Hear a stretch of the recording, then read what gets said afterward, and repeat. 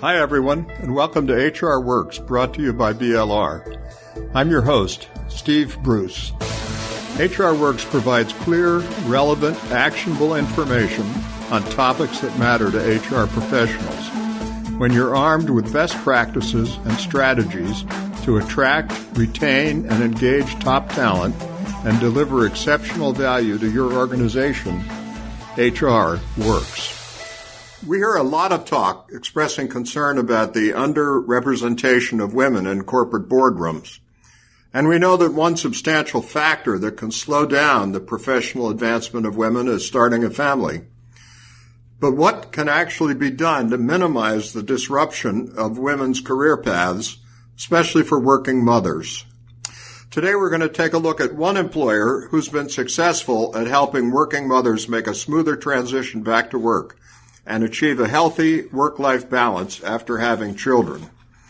So we're welcoming Teresa Tanner, Chief Administrative Officer at Fifth Third Bank, the 13th largest bank in the United States, by the way, and she's going to share how the bank has created a culture where working mothers excel, including a focus on the development, launch, and early success of their maternity concierge program.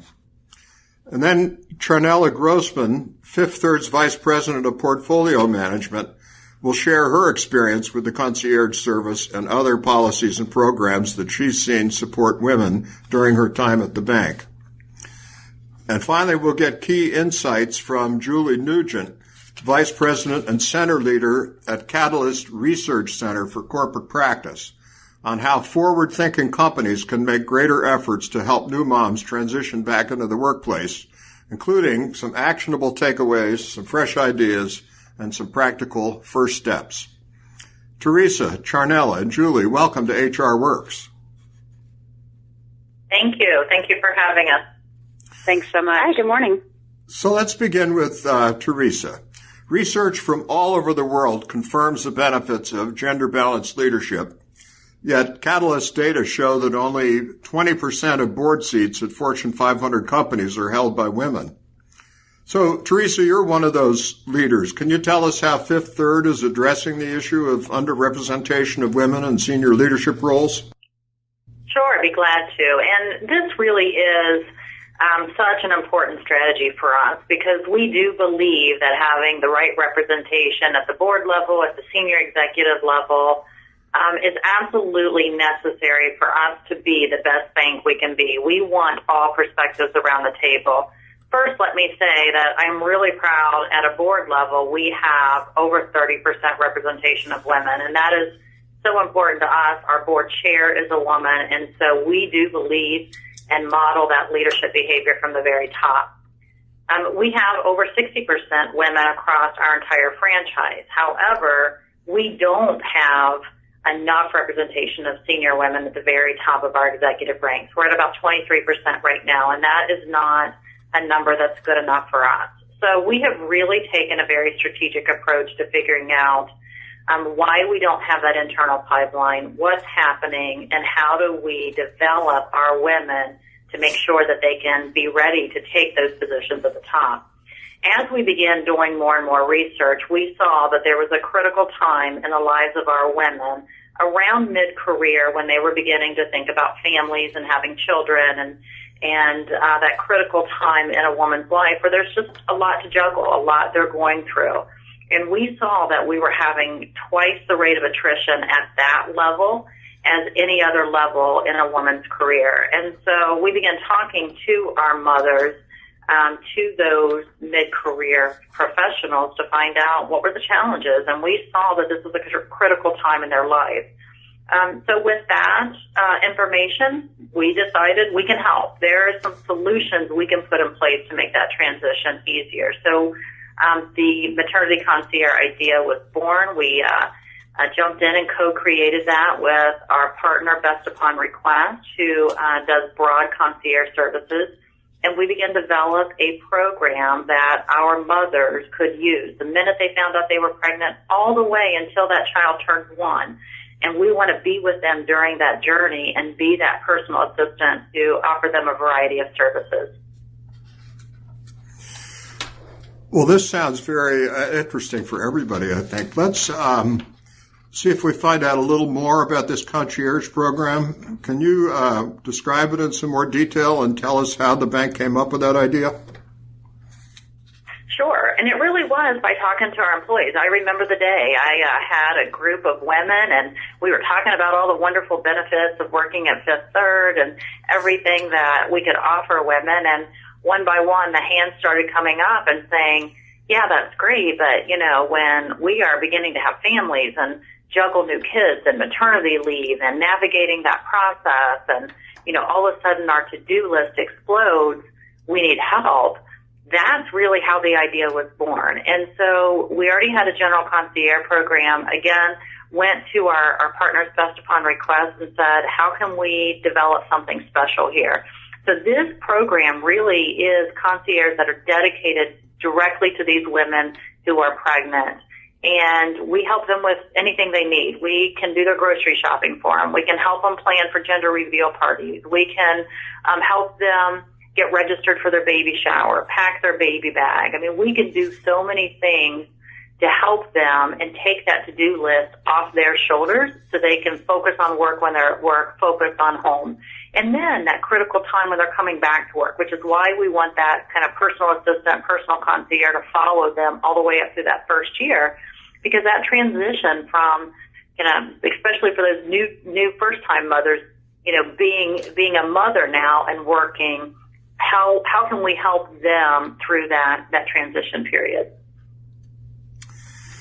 Well, this is sounds like a great idea, and you got a very positive reaction, I assume, to the program from the expectant mothers. Absolutely, we love hearing stories, and we have so many of them. There's one, for example, of a wealth and asset manager who said that this program is actually the deciding factor in whether she and her husband will have more children. She now sees a path to staying in the workforce, and that's what we really want to do. There are mothers that choose to leave the workforce because that's what they want to do, and that's the right choice for their family. For those mothers, fantastic. But we don't ever want to put a woman in a position where she feels she has no choice, that there's just not a path to doing both. We want to be that helping hand that offers alternative solutions and tools that they can leverage and resources they can leverage to be able to manage both of them. Well, this is a fantastic program. What are some of the biggest challenges you've seen pregnant women and new moms face in the workplace? Well, a lot of it is just all of the new responsibilities that come on you. So, if you think about it, you're working, and not only do you have kind of some of the physical challenges that you just naturally go through during that period of pregnancy, all of a sudden your to-do list really does just blow up on you. All of a sudden there's so many things you're worried about. Is the nursery ready? How will I nurse when I come back to work? Do I need a new pediatrician? What daycare services am I going to use? How am I going to think about, what time I have to leave and what time I have to come in? All of those things, all of those worries, those stresses, those things that are added to your to-do list are above and beyond your daily job. We want to take all of that off of your shoulders. And this concierge service is also a kind of a proactive push. The new moms register with the service. We do an intake. We really learn what that unique need is of that mother, and then we proactively are pushing solutions out to the employee so that they've got somebody else worrying about their to-do list. It's not just them. It's someone else that's helping them find all of those solutions to their questions. Now, I understand that you're the mother of 2 grown children. Can you tell us how you relate to these challenges? Oh, I absolutely. And I got to tell you, I'm a little jealous. I wish there was a resource like this for me when I was going through that, because although it's been a long time, both of my kids are in their 20s, it is a particularly stressful time, and you want to be the best mom you can be. You want to be the best employee you can be. And so often you feel like, this whole idea of work-life balance and juggling it all if you have the opportunity to work, less hours or flex time, those are all benefits that a lot of companies offer, which is great. But that also comes at a price to your career. And if you want to continue to grow your career and work full time, having those extra set of hands are terrific. I mean, it's just, really, really great to think that you could have somebody that, could go to the grocery store for you, that could help you pick out a pediatrician, that could help you register for your baby shower. All of those things that we do. Gosh, what a great help for a mom. Well, thank you for sharing that personal perspective. So far, what's the impact of the program been? Well, we're new, so we just launched this beginning of the year, and we have over 200 people enrolled in the program actively using it. So we, first of all, have full engagement. Ultimately, the outcomes we're going to look for is lower attrition at that level, higher pipelines of promotable people, and the ultimate outcome is more senior level positions being filled. But right now, the satisfaction with the service is just absolutely off the chart. We just hear story after story and validation of how valuable this is for women. Thanks, Teresa. Shawnella, you participated in the program yourself, I believe. Would you be willing to share what being in the program was like? Absolutely. It has been, just as Teresa has explained, something that has been incredibly valuable for me. So I'm currently on maternity leave. I had my second child 4 weeks ago, and I currently have a 1-year-old. And the program was rolled out during the pregnancy of my second child. So this time, I've been able to really utilize their services. One of the benefits now, while I'm on maternity leave, was that I had my second child a couple of days before my husband's birthday, which I completely forgot. And on the day of his birthday, I called as we were coming home from the hospital, and the maternity concierge scheduled a reservation, brought balloons, brought him to the restaurant, and set up a little birthday surprise for him, which made me look not only like a great mom, but an incredible wife. And so they've been helpful for so many different services, some that can be articulated, some last-minute things that have come up, and they just really have jumped in to make our lives much easier and better all around. Well, that's a great story, and congratulations to you and your husband. What are some of the other services that you've utilized from the concierge service? So it's changed through time. It started with them helping me more as an employee. So they were doing things like picking up dry cleaning, also replacing broken heels, doing alterations. And then as we started to expect the second child and the delivery date came near, they started to help me with turning a second room in my house into a nursery. And so, unfortunately, we're a little behind on that, and we're still, not because of their fault, because of some of the contractors. And so they're currently here still setting that up. But they've been really helpful there. They've also, Teresa mentioned, pushing their services and checking in with me. So they've really done a great job at probably every few weeks checking in with me and saying, other mothers around the same time frame and the same sort of pregnancy timeline as you are doing XYZ. So at this point, they're putting their names in for daycares. At this point, they're making sure they've filed for medical leave. At this point, they've ordered their breast pump. And so they have checked in with me along the way to make sure that I have all my bases covered. Well, this is clearly a wonderful program. So I guess in general, you would say that Fifth Third has been very supportive throughout your pregnancy and maternity leave.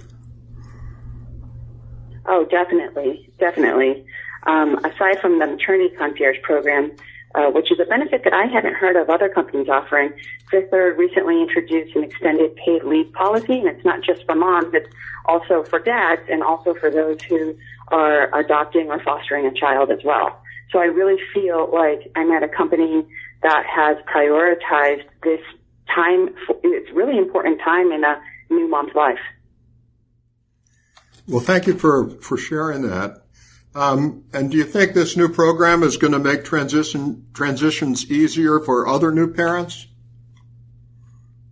Absolutely. So there are nursing rooms throughout the bank, and we're often sitting there and kind of chatting with each other. And just based on the conversations I'm having, this has been really helpful. It's been incredibly positive, and I think it's just really helped on easing the transition for new moms. So, if you're willing to say, has this initiative influenced your decision to return to work after maternity leave and stay with Fifth Third in the future? Well, for me, I've always intended to come back to work. It's part of who I am, and it's never been a question for me. But what this has done is it's made me incredibly proud to work for Fifth Third during this time that we are changing the culture and also raising the bar for our competitors. Well, thank you so much for sharing the personal side of this. I really appreciate that. And it's clear that Fifth Third has a winner with this program. So now I'd like to turn to Julie. We'd like to learn more about trends related to women's professional advancement. And maybe you should start, though, by telling us a little about Catalyst and your role at the organization. Sure, Steve. Happy to do it, and thanks for having us on today. So I work as a vice president at Catalyst, where I also serve as center leader for our Catalyst Research Center for Corporate Practice. And basically in my role, we evaluate and look at what professional global organizations are doing related to advancing diversity, inclusion, and business results, and how this uniquely impacts women and other diverse groups in the workplace. Catalyst is a nonprofit, and our mission is to accelerate progress for women through workplace inclusion. We're over 50 years old. In fact, we were founded in 1962, and we do significant research, consulting, and speaking with audiences around the world to focus on this very topic. We actually operate in 4 continents, in the U.S., Canada, Europe, India, Australia, and Japan. And we have more than 800 supporters globally that we work with to really try and help them provide the resources and help them take action to make their workplaces more inclusive. Oh, this is great.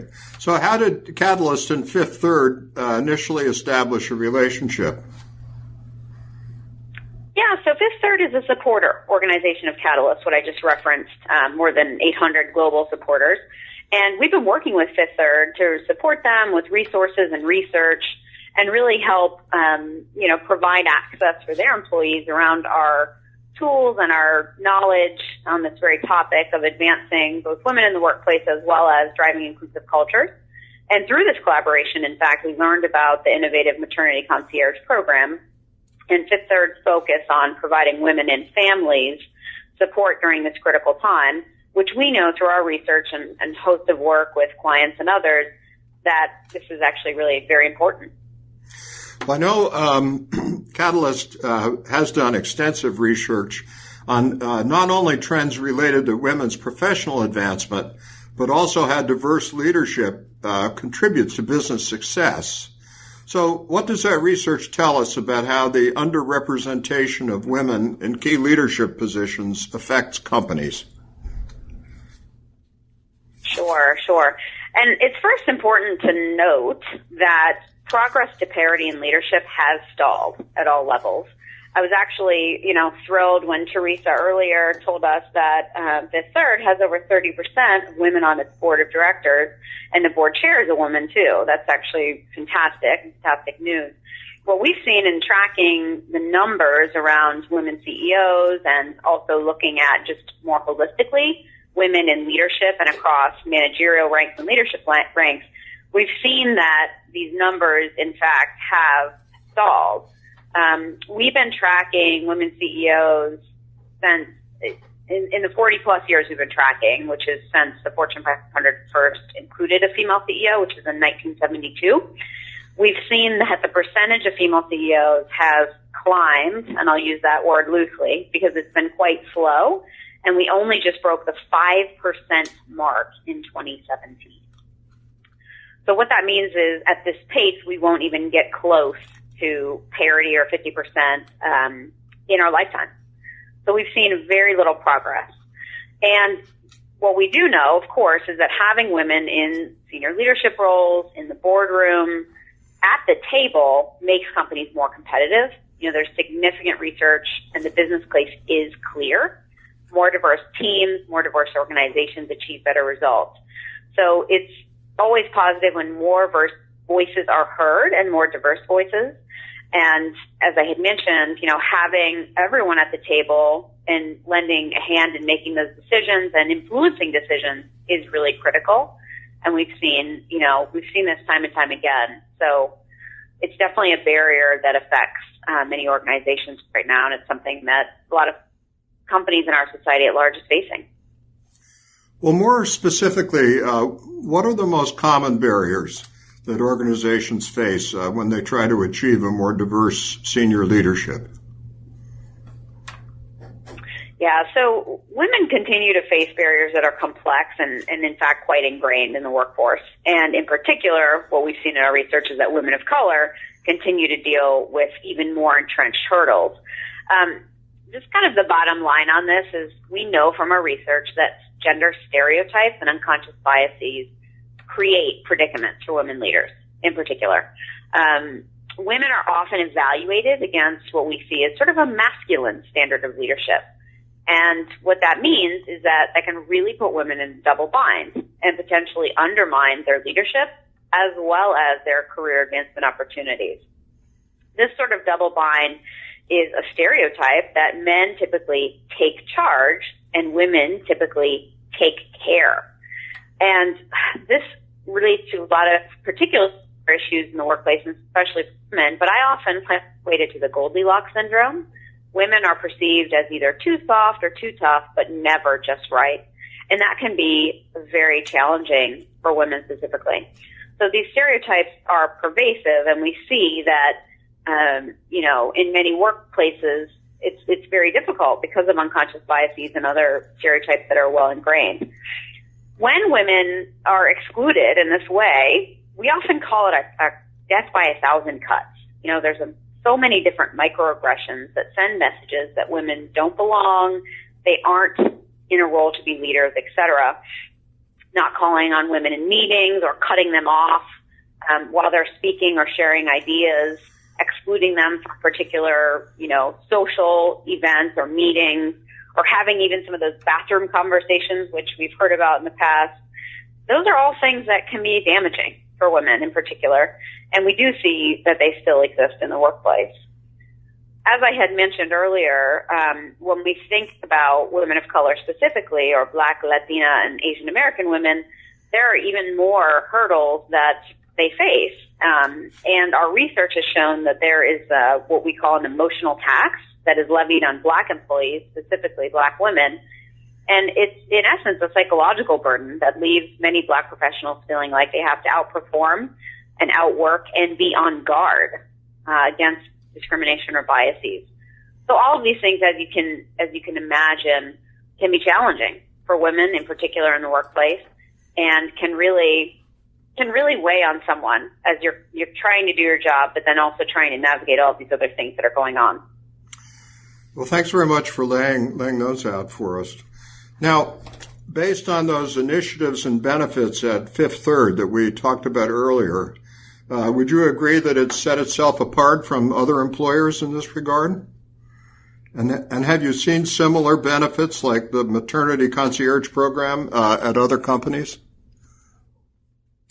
Yeah, I would say that this program at Fifth Third has set itself apart. We've seen some other organizations focus on increasing maternity benefits, for example, and overall flexibility initiatives to support working moms and working families. But I think that the scope of the maternity concierge, as Teresa and Sharnella have described and really talked about today, is a significant resource investment from Fifth Third. And, a lot of aspects of this are very cutting edge because it's a huge benefit to not just women, but also to their families. And we know that, with all the other things that may happen in the workplace, stereotypes and other barriers that women encounter, this is helping to help women in particular at a very critical time in their lives. and to take some of that burden off, like we've been discussing.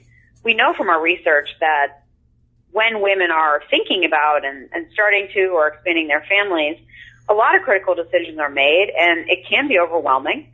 And for employers specifically, just thinking about what some of those things are and helping on that to-do list, like Teresa talked about, can just break the situation. It can be really, really critical.